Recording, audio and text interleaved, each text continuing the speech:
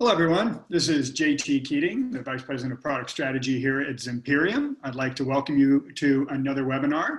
As we start seeing folks rolling in, we're going to start getting on this here pretty quickly. Start off with the usual perfunctory comments. We're going to try and keep it to about 30 minutes worth of content and then Q&A. If there is no questions at the end, then we don't make them up. We don't believe in doing that. We will give you some time back, but certainly always looking forward to any questions that folks may have. There will be an archived version of the webinar up within a day or so, and we can make the slides available to anybody. So, and also please do use the Q&A section. Don't use the chat capability. Sometimes the chat stuff gets lost and it gets a little wonky. So if you could do that, that would be great. So today we're going to be talking about a topic that comes up every once in a while, which is, do I need mobile threat defense if I already have UEM / MDM, mobile device management? And the answer is yes. And we're going to go into why and how the two fit together to actually create a nice little approach. I'm excited about this today. A lot of folks have been asking questions about this. I've been in our public sector. So I'm actually joined by a couple of our folks from the public sector, starting with Jim Kovacs. Jim is our VP of the US Public Sector. Jim, thanks for joining me. Thanks, JT. Happy to be here. And then we're also joined by Michael Dragicci. Michael is our Principal Sales Engineer for Public Sector. And Michael's going to be diving into some of the nuances of UEM versus MTD, as well as talking about things like the MITRE framework, how it applies, et cetera. So Michael, thanks for joining me as well. Thank you, JT. I'm happy to be here as well. Sounds good. And Michael's going to be driving the slides for us. So to start off with, before we even kind of dive into all of this, what we just kind of give you guys a little bit of a framework for how we're going to do this. The first thing is that we always think is very important is kind of framing up the threat landscape a little bit. Then once we've done that, because you kind of need to understand what the threats are before you start thinking about what am I going to do to deal with them, right? Then we're going to pivot and actually yaw from the threats directly into talking about UEMs, talk about MTD. Michael and I are going to talk about that. And then ultimately we're going to roll back into some discussions about how does Gartner, MITRE, NIST look at this. So with that, Jim and Michael, can advance the slides as you want. Can you kind of set the stage for us a little bit about the actual threat landscape? I sure can. Happy to do that. I think to your point, it's important to have that framework and just background and understanding. And so to that end, one of the dynamics that we see out there in any given enterprise is that the vast majority of endpoints are actually mobile devices. And the vast majority of those are not protected. Or even worse, there's a false sense of protection, which is effectively the gist of today's conversation. Organizations might think that because they have an MDM that they're actually protected when in fact they're not. So we'll get into the specifics of that. The other thing that we're seeing in the public sector in particular, and this is based off of some recent survey information from Meritalk, is that we're starting to find the parity associated with mobile devices and laptops. A lot of our customers have come to us and said flat out, we're trying to get functional and feature parity for what our end users need to do currently on their laptop. We're trying to find that on our mobile devices. So you can see some of the stats there right at the top, 36% laptop, 34% mobile device. It's very close, it's getting closer. And ultimately we see it surpassing laptops and desktops, the use of mobile devices. You also can't probably get past a day without seeing some type of headline associated with the threats and the attacks. Most recently, of course, is the Twitter attack that was attributed to a phone spear phishing attack surface. So we're seeing them commonplace. We're also seeing, since this global pandemic started, a dramatic rise in all things remote and all things mobile. So of course, the threats and the attacks have significantly increased. And you'll start to see here in a little bit how we'll address some of that. So Don't take our word for it, of course. By all means, there's plenty of reference material out there. This one in particular is an interesting statement that kind of validates and amplifies the significance of just one person's smartphone and what the bad actors or the nefarious actors can do if they in fact gain access to one person's smartphone. And you'll see as we get into some, and I won't steal Michael's thunder, but as we get into some of the content associated with what those attack techniques and then the attack tactics look like, it's gain entry through the smartphone and then laterally move ultimately to get to where you ultimately want to get to. Of course, we've seen all of the CVEs over the last year or so. I think 1,000+ CVEs have been documented and are widely available to look at. One of the most notable ones is the Checkmate bootron vulnerability and the Check-Rain exploit that has been created to take advantage of that vulnerability. But that effectively allows a bad actor to take over your phone. And this, if you look at how many millions of devices this impacts, effectively 10 and earlier, I believe, down to the iPhone 4, that's millions and millions and millions of devices out there that have this vulnerability. There is no patch, there is no upgrade. The only way you get past it is buy a new iPhone. So as we all look at our iPhones on a regular basis throughout the day, oftentimes we don't really look at them in the context of how am I getting attacked. So I like this visual because the next time you look at your iPhone or you look at your mobile device, I should say, these are the principal ways that bad actors come in through an application that might normally be safe, but because of either poor development, reverse engineering or tampering or some other mechanism, that application is actually a threat to you.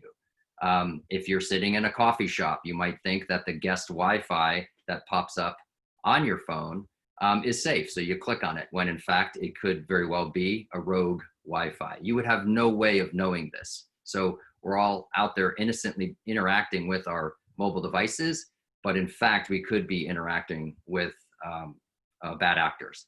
The last is what I just mentioned a second ago with respect to the device itself, rooting or jailbreaking the device. There's a number of OS exploits that can be taken advantage there for the device itself. So all of these things, of course, play into it. And then the one mentioned previously on phishing as well. When we get those text messages, a lot of times, and even somebody who is in this market, in the cybersecurity market, because of the form factor, it can kind of be a little bit, tricky and thinking, yeah, of course I have a package arriving today. I'm expecting it. Let me go ahead and click on that. And so they're getting more sophisticated and they're becoming more difficult for us as end users to know which text messages are legit and which are not. Great point, Jim. I was going to say that it seems like we've left out the phishing, but you pointed out that that is, in essence, part of the networking, and we're definitely seeing a rise in phishing and smishing attacks. Yeah, across the board. And phishing both in the context of email phishing and then certainly in the context of text or smishing, SMS messaging. So ultimately, visually, what this looks like is from the left to the right, you have your devices and your applications on those mobile devices.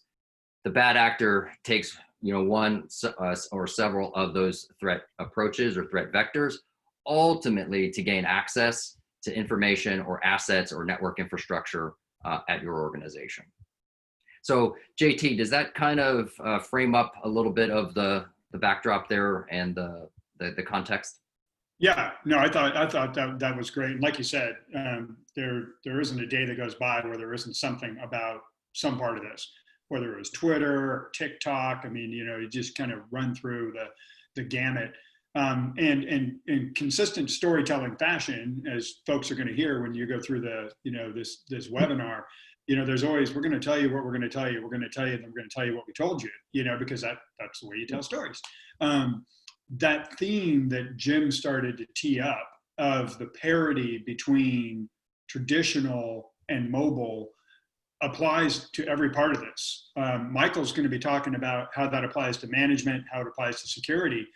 But what it's also done, and the part that Jim just talked about, the bad guys are doing it. The bad guys on the threat side, they realize that, there's certain time-tested security laws. One of them is land and expand.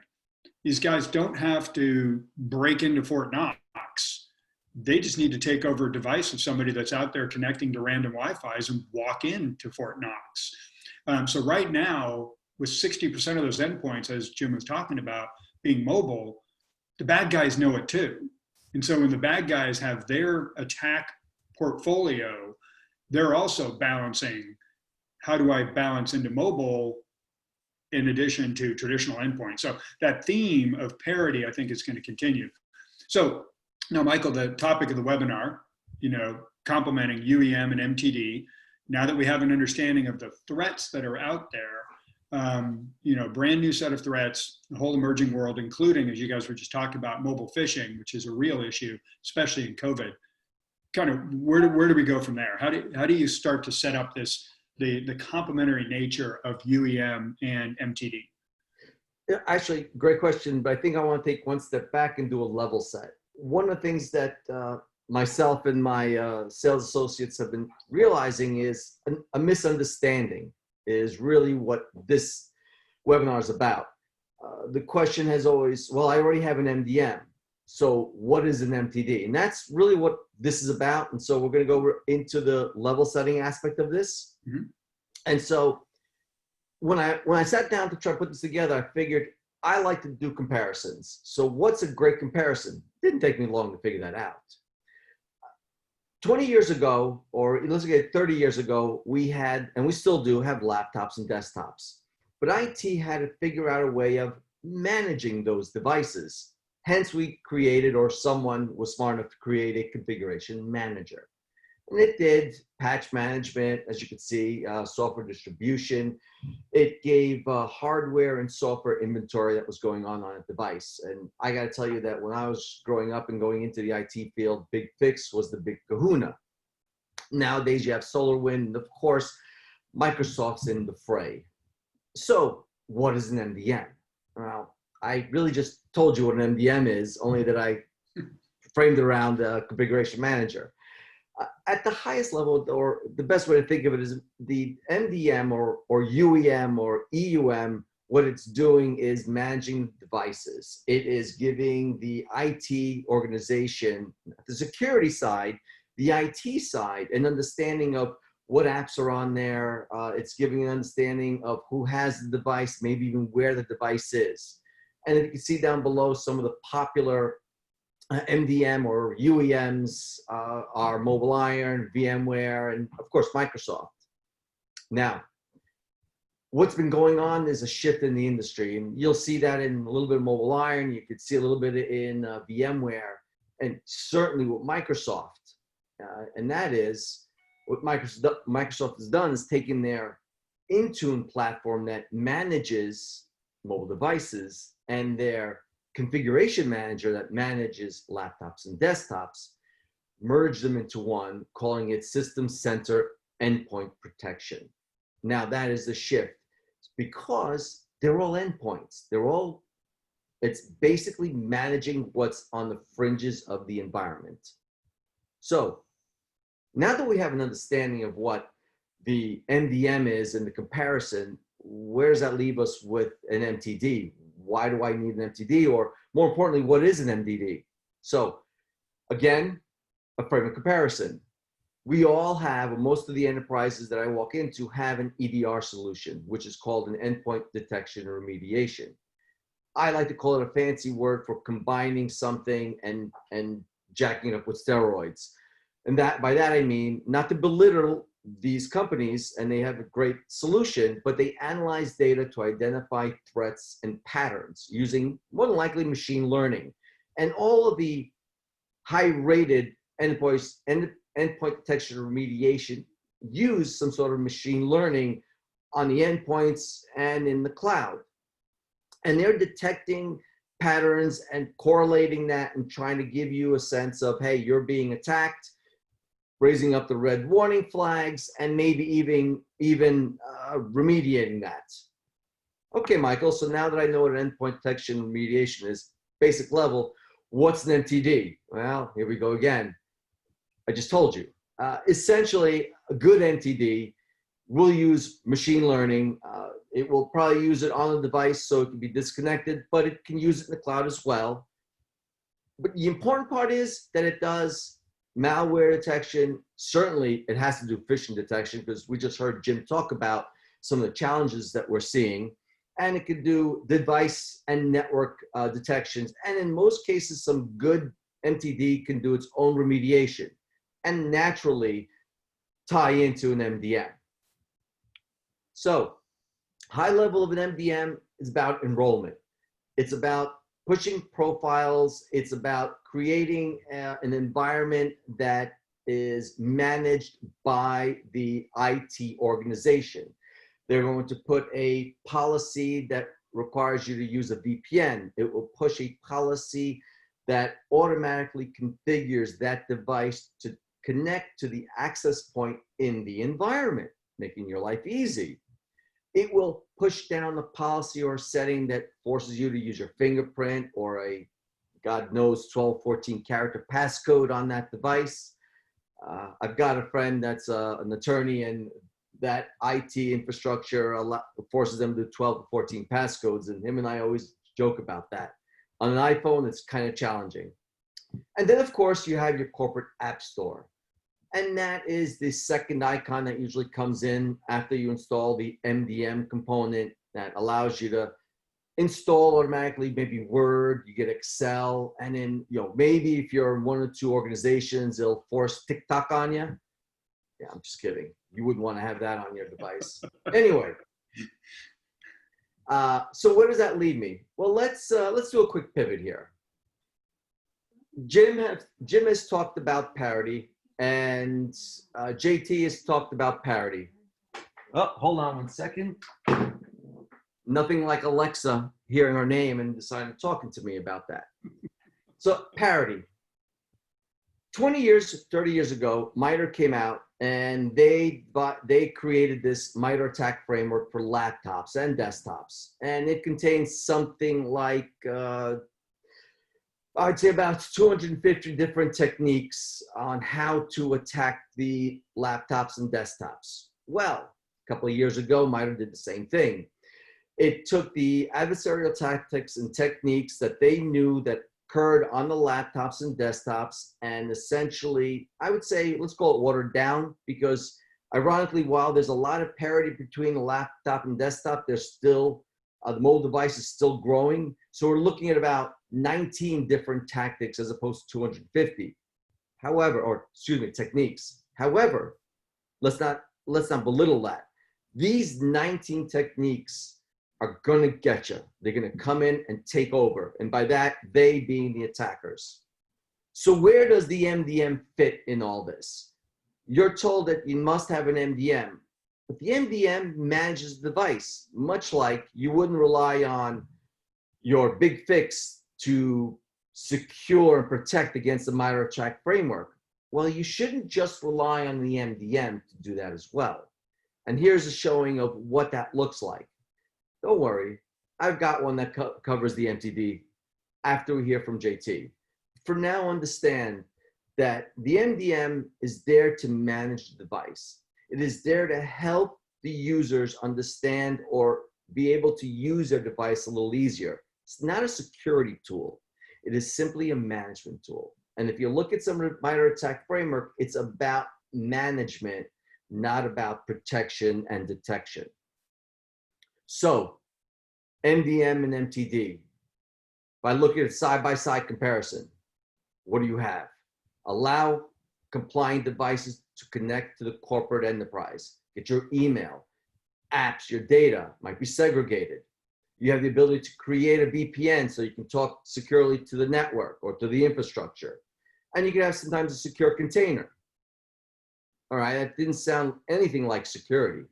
The right side, or on the mobile threat defense, it's about security. It's about detecting the man in the middle. It's about seeing a phishing attack come in from your SMS or from the email, or in Jeff Bezos' case, a WhatsApp, right? That leverage the CVE.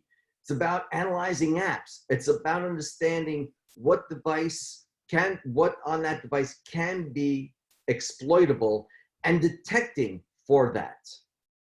So management versus security. They're better together, but understand the differences. So JT, you want to take us through some of the capabilities of Zimperium? Yeah. So by the way, Michael, that was great, and I'm really excited about, especially when we come back to the MITRE ATT&CK framework. And the three of us have had a lot of conversations about one of the things that is very, very valuable about the ATT&CK framework is it's one of the ones that is actually completely from the attacker's viewpoint, and understanding the attacker's viewpoint helps you kind of figure out, okay, it's kind of red team, blue team. It's like those kind of exercises are very, very good.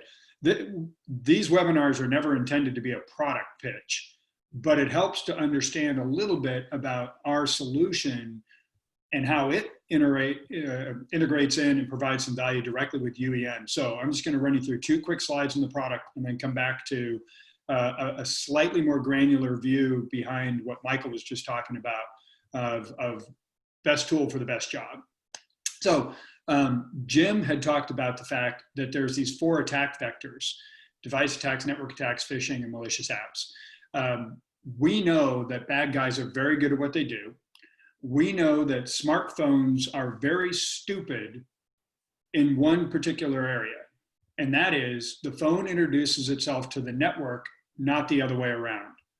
So if I'm a very efficient hacker looking at the attack framework, and I want to target a specific agency, I'm not going to drop an app in the App Store and download and hope that somebody in the agency downloads it. That's a very inefficient, bad business model. I might do phishing. That's coming up. That's big. Phishing is always something you have to worry about. But another thing that I'm going to do is I'm going to put up a fake Wi-Fi network right near that agency's headquarters. Maybe it's a coffee shop that everybody frequents, like Jim was talking about. And the phones will come in and connect. I can compromise the device, and then it walks into the agency. So we knew that that was a very real possibility. We've been built from the very beginning to protect enterprises. So we took an architectural approach that Michael had hinted on just a minute ago, where you need to do as much, if not all of your detection on device, because if a bad guy owns the network, the bad guy is not going to allow you to go to a cloud for detection. So we knew you needed to defend yourself. So we do all of our training up in the lab, but we do this machine learning based detection, as Michael was talking about, on device. Now, Michael, if you could go to the next slide, please. The solution that has to protecting enterprises is called ZIPS, stands for Z Intrusion Prevention System. We're not going to go through all the details here. We've been hitting on some of them, but this is, again, not specifically about this. But it goes from risk identification. Risk is I've done something or I haven't done something that increases my likelihood of being attacked or the likelihood of an attack succeeding. Then there's threat detection, active threat detection, very much analogous to EDR, EPP, as Michael was talking about. Then you remediate, then you report. The primary place where there's some overlap, and I'm going to go to in a minute to the next slide, is in the remediation part. That is a place where, as Michael mentioned, we can detect, and depending on platforms, we can take certain remediation actions directly ourselves without anything else. For instance, we have a very tight solution with Samsung Knox, where we've got some very interesting things we can do, including DLP and some other remediations. But other things that on a traditional iOS or Android device, Chromebooks now, because now we have Chromebooks, there are certain things we do, but a lot of the remediation comes through the capabilities of the UEMs. Now, we are integrated in with the broadest set of UEMs. We're also the only guys that can handle multiple UEMs in a single tenant, which happens a lot. Maybe you have corporate devices on one and you're moving to BYOD on another. And there's also all these huge benefits that come from doing on-device detection, including we're the most privacy-centric solution. Because we do all of our detection on device, we're not throwing stuff up in the cloud that might be PII. okay? We are also completely cloud agnostic. People that have cloud-based detection have had to lock their console and their detection into one cloud source. We operate on Azure, Oracle, Google, obviously AWS, et cetera. We're also the only guys who can do on-prem. Why? Because we're doing our detection on device. So it makes it much easier. So there's all these benefits that come in. So if you could please go to the next slide, Michael. This is, like, as we were talking, a slightly more granular version of better together. So the gray, as you guys can see, are the MDM/UEMs, and the orange are MTD solutions, right? So if you kind of go down the workflow in the life cycle of deploying something like this, you've already established groups in an MDM quite often, right? You've got groups by different things. It could be traveling, could be execs, could be whatever. There's no reason to have to redo that in an MTD solution. So let's leverage the existing groups that are already there. Michael mentioned the corporate app store. You're already using the MDM to be able to push apps out to your people. No reason to duplicate that. You've already made that choice. It's already there. You already have your workflows. Risk identification. There is some simple risk identification in most UEMs. What do I mean by that? If we would have been back on the other chart when there was a little bit of an eye chart on the risk identification, the UEMs and MDMs have some basic capabilities about out-of-date operating systems, or has a user jailbroken their phone so they have the ability to go to a third-party app store. An MTD solution like ours goes way past that. We do things like, as Michael was talking about with TikTok, we can actually take apps and actually tell you what are the privacy and security risks that are in those apps. We can do that ourselves directly on Android. We work with a UEM on that on iOS because only an MDM UEM can inventory the apps that are on a device on iOS, whereas on Android, we can do it directly. When it comes to things like risky networks, unsecured networks, any of those, so it's not an attack yet. This is the risk portion I was talking about. That's what you need an MTD for. There's nothing in a UEM to identify risky networks, unencrypted networks, any of those sorts of things, right? Network scans, if your device is being scanned. So the majority of risk identification is from an from an MTD, like Zips.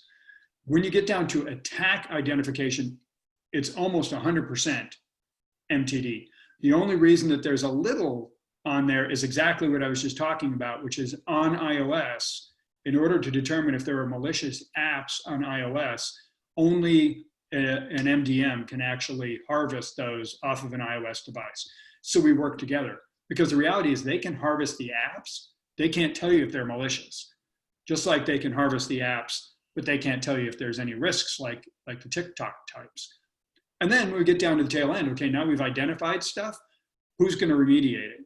There's a lot more capabilities that you can use for remediation on an MDM than there is on a standalone app. And that's because, to oversimplify, and Michael can dive into this if he would like as we transition to the next section to finish up, all apps are in containers and mobile, which means apps don't get to play around with other apps.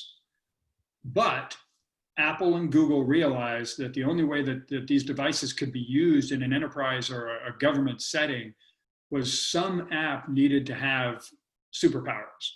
Some app needed to be able to have a little bit of an elevated privilege so that if the phone was lost, I could terminate access. If the phone was lost, or if the phone was stolen, we could make sure that the data gets wiped, things along those lines.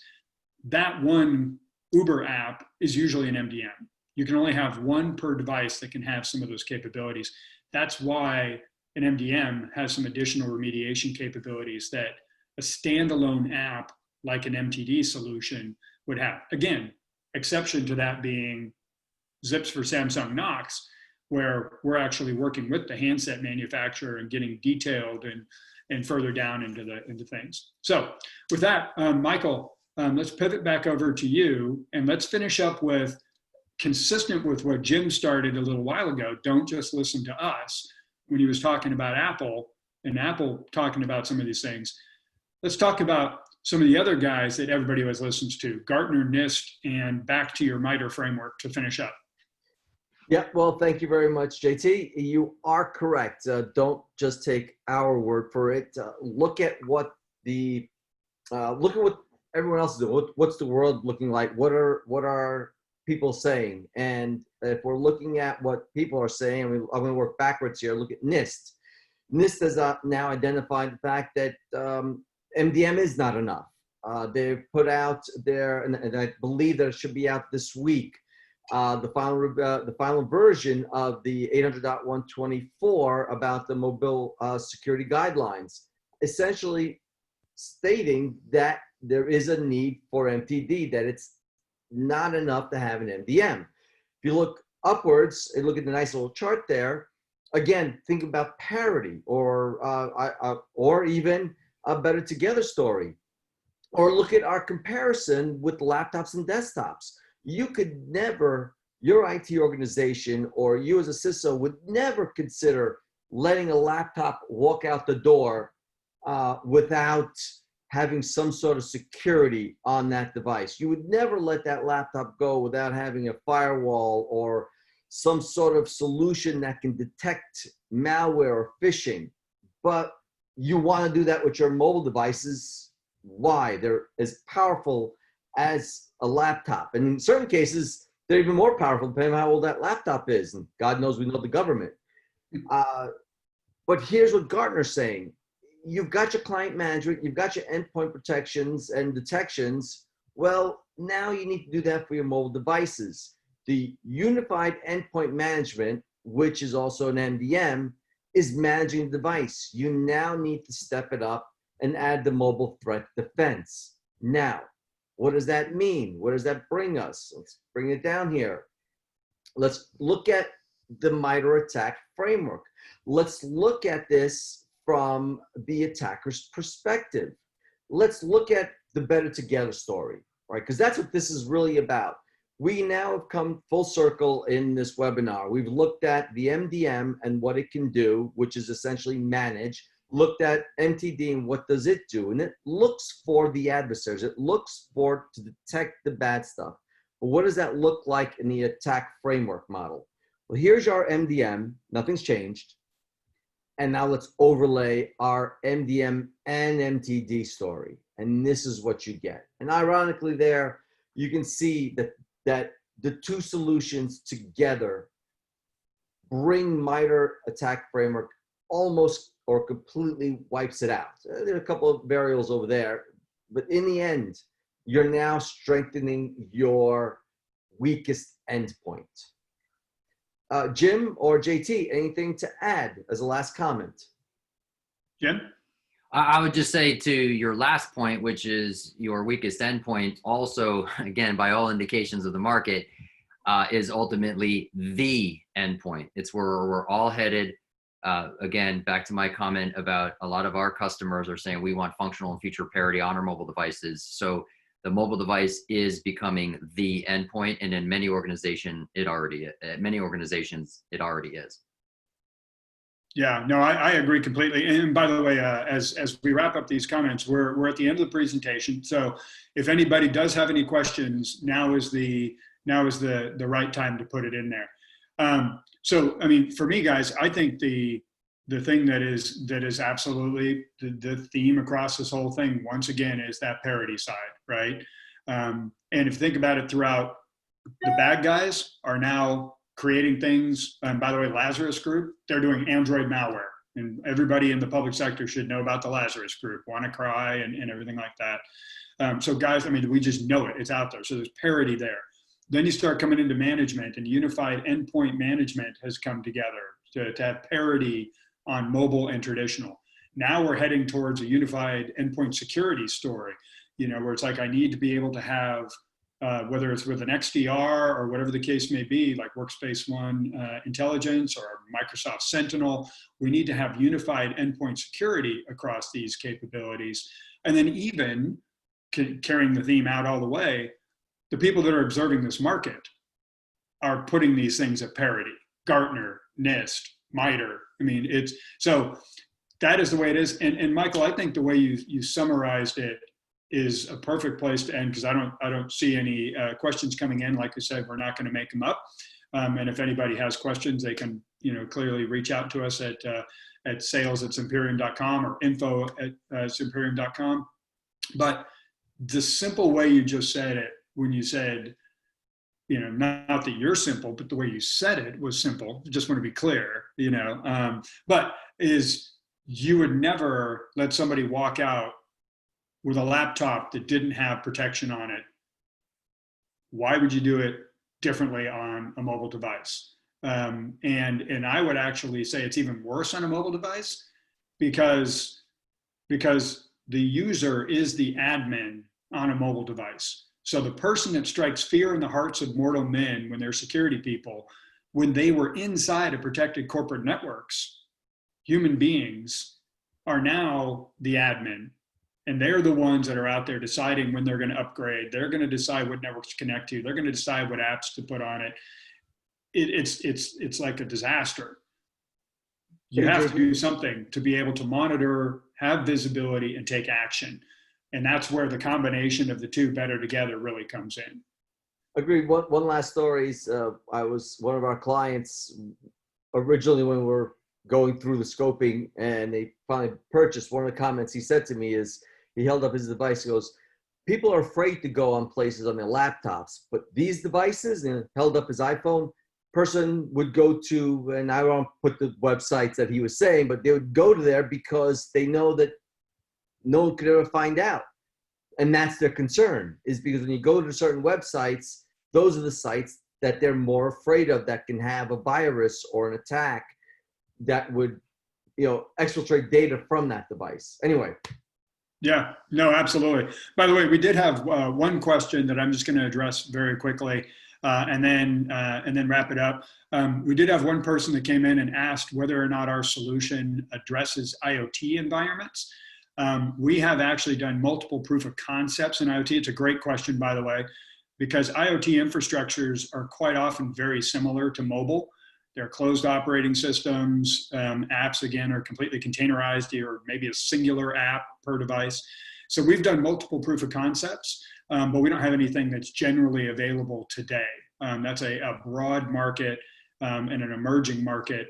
And consistent with our theme, everybody's looking for ways to have some parity again. How do I actually secure them? How do I manage them? It's a very similar set of things. So thank you for the question. So with that, I would just like to thank everybody for giving us your time. And I would also like to thank Jim and Michael. Gentlemen, thank you for joining us. And with that, I will tell everybody to have a great day. Thank you very much.